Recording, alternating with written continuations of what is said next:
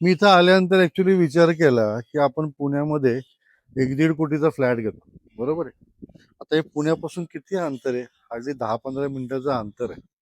मग तुम्ही हा इतका सुंदर प्रोजेक्ट, बरं इथे एक 1600 स्क्वेअर फूटचा आपल्याला प्लॉट मिळतोय 64 लाखामध्ये. आणि ह्याच्यात तुम्ही अगदी 4 बेडरूमचा 5 बेडरूमचा बंगला बांधला, 40 लाखात तुमचा टकाटक बंगला होतोय. G+1 म्हणा किंवा G+2, म्हणजे 1 कोटीमध्ये तुमचा ह्या लोकेशनला. आणि टाउनशिप बघा ना केवढी सुंदर आहे, हा व्ह्यू बघा. म्हणजे ह्या लोकेशनला तुमचा 1 कोटीमध्ये बंगला होतोय 4 किंवा 5 बेडरूमचा.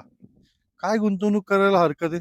म्हणजे पुण्याच्या आता गर्दीमध्ये किंवा ट्रॅफिक, नॉईज पोल्युशनमध्ये राहण्यापेक्षा अशा सुंदर ठिकाणी या, प्लॉट घ्या, एक छानपैकी बंगला बांधा.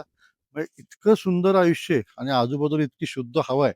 बरं मेन म्हणजे शहरापासून लांब नाही आहे. हिंजवडी फक्त किती आहे, एक 10-15 मिनिटाच्या अंतरावरती आपलं चांदणी चौक, कोथरूड, बाणेर, बालेवाडी 15 मिनिटाच्या अंतरावरती.